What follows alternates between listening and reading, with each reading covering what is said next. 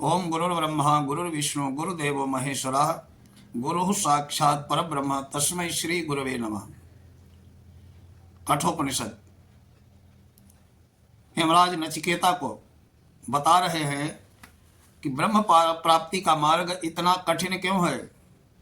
इस जिज्ञासा पर परमात्मा के स्वरूप का वर्णन करते हुए उसको जानने का फल हेमराज बता रहे हैं। अशब्दम स्पर्शम मरूपमव्ययम तथा रसम नित्यमगंधवच्चयत् अनाद्यनंतम महता परम ध्रुवम निचाय तन्मृत्यु मुखात् प्रमुच्यते।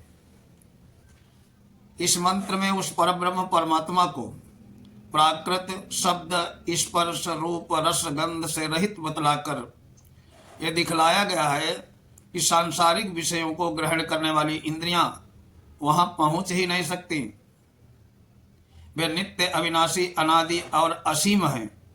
जीवात्मा भी श्रेष्ठ और सर्वदा सत्य है। उन्हें जानकर मनुष्य सदा के लिए जन्म मृत्यु के बंधन से छूट जाता है। यहाँ तक एक अध्याय के उपदेश को पूर्ण करते हुए अब इस आख्यान के श्रवण का महात्म्य बता रहे हैं यमराज। नाचिकेतमुपाख्यानम मृत्यु प्रोक्ता सनातनम उक्त्वा श्रुत्वा च मेधावी ब्रह्मलोके महीयते। ये जो इस अध्याय में नचिकेता के प्रति यमराज का उपदेश है, ये कोई नई बात नहीं है। ये परंपरागत सनातन उपाख्यान है। बुद्धिमान मनुष्य इसका वर्णन और श्रवण करके ब्रह्मलोक में प्रतिष्ठा वाला हो जाता है। यह इमं परमं गुह्यं श्रावेद ब्रह्म संसदि प्रयतः श्राद्ध काले वा तदानन्त्याय कल्पते तदानन्त्याय कल्पत इति। जो मनुष्य विशुद्ध होकर सावधानी से इस परम रहस्यमय प्रसंग को तत्व विवेचन पूर्ण भगवत प्रेमी शुद्ध बुद्धि ब्राह्मणों की सभा में सुनाता है अथवा श्राद्ध काल में भोजन करने वाले ब्राह्मणों को सुनाता है, उसका यह वर्णन रूप कर्म अनंत फल देने वाला है। अनंत होने का अर्थ है समर्थ होता है। दोबारा कहकर इस सिद्धांत की निश्चितता और अध्यात्म की समाप्ति का लक्ष्य कराया गया है। अब दूसरा अध्याय कठोपनिषद का प्रारंभ होता है। दूसरे अध्याय की प्रथम वल्ली में बताने का शुभारंभ हो रहा है। तृतीय वल्ली में यह बतलाया गया है कि परब्रह्म परमेश्वर संपूर्ण प्राणियों में वर्तमान है, परंतु सबको दिखाई नहीं देता। कोई बिरला ही उन्हें सूक्ष्म बुद्धि से देख सकता है। इस पर प्रश्न होता है कि जब ब्रह्म अपने ही हृदय में है, तब उन्हें सभी लोग अपनी बुद्धि रूप नेत्रों द्वारा क्यों नहीं देख पाते? कोई बिरला ही क्यों देखता है?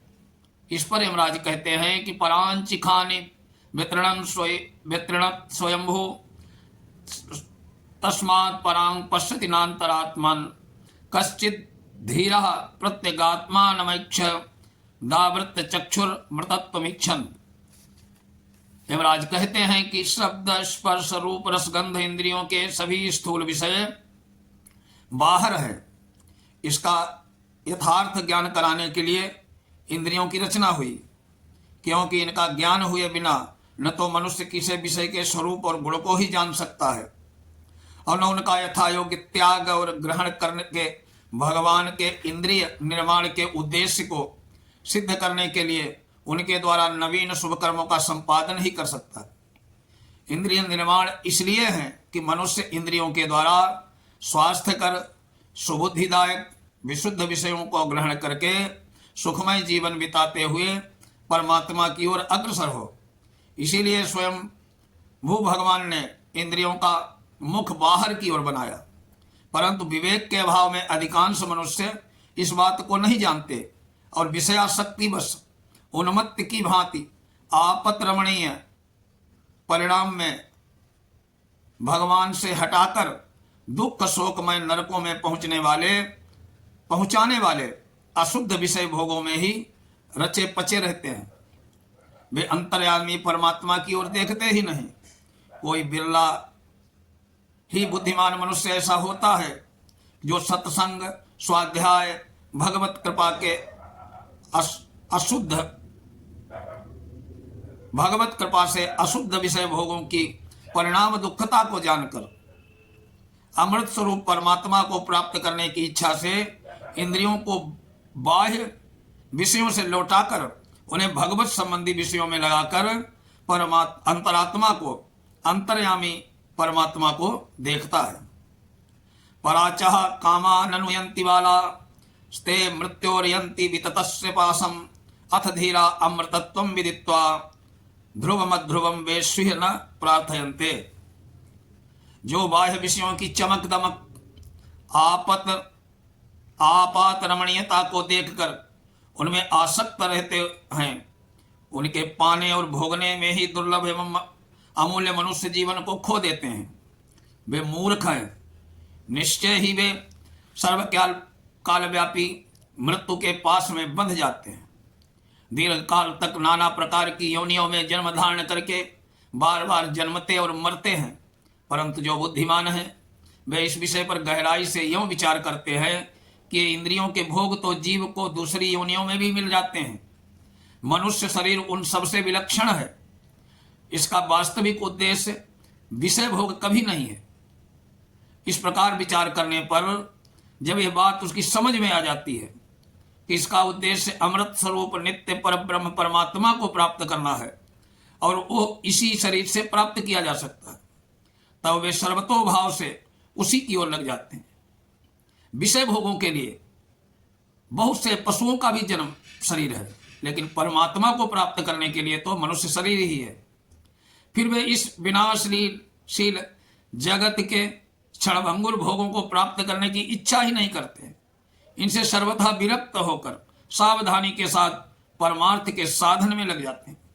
एन रूपम रसम गंधम शब्दान स्पर्शांश्च मैथुनात् एते न विजानाति किमत्र परिशिष्यते एतद्वै तत्।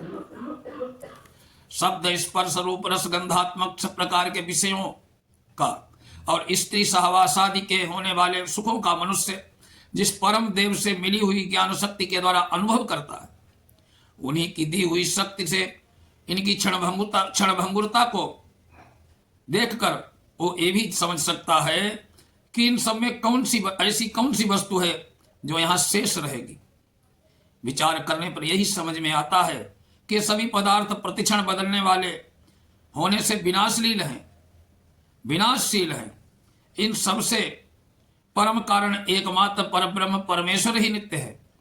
वे पहले भी थे, पीछे भी रहेंगे। अतः हे नचिकेता, तुम्हारा पूछा हुआ वो ब्रह्म तत्व यही है कि जो सबका शेषी है, सबका पर्यवसान है, सबकी अवधि और परम गति है। स्वप्नांतम जागरितांतम चोभव एना नुपश्यति महांतम विभुमात्मानम मत्वा धीरो न सोचती।